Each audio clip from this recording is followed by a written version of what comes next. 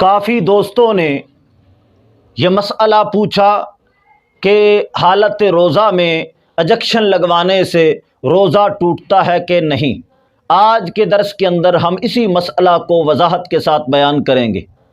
حالت روزہ میں انجیکشن لگوانے سے روزہ نہیں ٹوٹتا، چاہے وہ انجیکشن رگ میں لگوایا جائے چاہے وہ گوشت میں لگوایا جائے، کیونکہ اصول یہ ہے کہ کھانے پینے جماع کے علاوہ ہر اس چیز سے روزہ ٹوٹتا ہے جو جوف دماغ میں یا جوف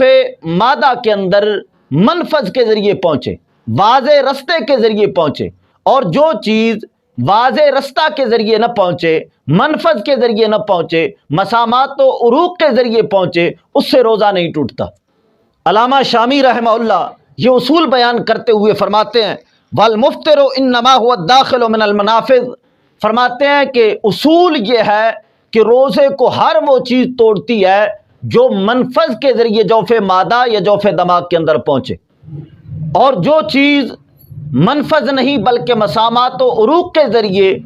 جوف دماغ و معدہ کے اندر پہنچے، فقہائے کرام نے صراحت فرمائی کہ اس سے روزہ نہیں ٹوٹتا۔ علامہ ابن نجیم مصری رحمہ اللہ بحر الرائق کے اندر لکھتے ہیں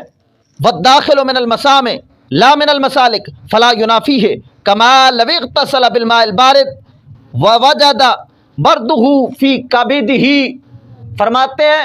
کہ جو چیز مسامات کے ذریعے عروق کے ذریعے جوف دماغ یا جوف معدہ کے اندر پہنچے اس سے روزہ نہیں ٹوٹتا۔ جس طرح کہ کوئی بندہ ٹھنڈے پانی سے نہائے اور ٹھنڈک کو اندر محسوس بھی کرے تو اس سے روزہ نہیں ٹوٹتا، کیونکہ وہ ٹھنڈک منفذ کے ذریعے نہیں پہنچی بلکہ مسامات و عروق کے ذریعے پہنچی ہے۔ فتاوی ہندیہ میں ہے کہ جسم کی اگر تیل کے ساتھ مالش کی جائے اس سے روزہ نہیں ٹوٹتا۔ کیوں نہیں ٹوٹتا؟ کہ وہ تیل جو بدن کے اندر داخل ہوا ہے وہ منفذ کے ذریعے نہیں بلکہ مسامات کے ذریعے داخل ہوا ہے۔ وما يدخل من مسام البدن من الدهن لا يفطر، اسی اصول کو سامنے رکھتے ہوئے ہمارے علماء کرام نے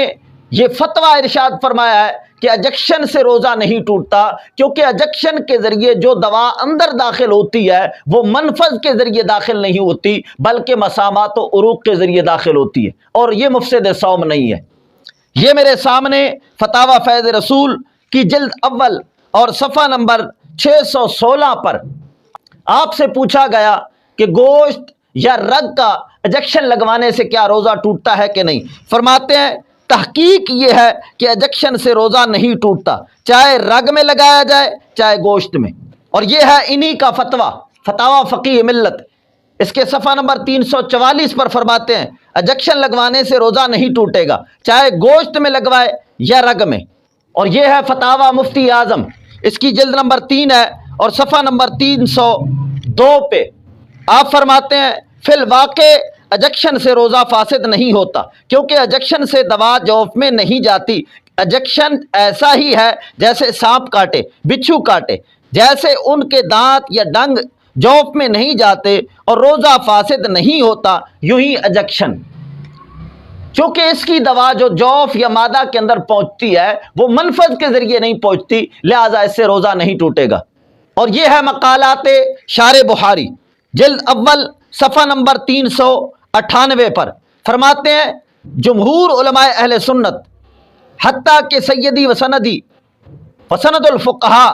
حضرت مفتی اعظم ہند کا یہی فتویٰ ہے کہ انجیکشن سے روزہ نہیں ٹوٹتا، انجیکشن خواہ گوشت میں لگنے والا ہو خواہ رگ میں، اور یہی عندت تحقیق حق ہے۔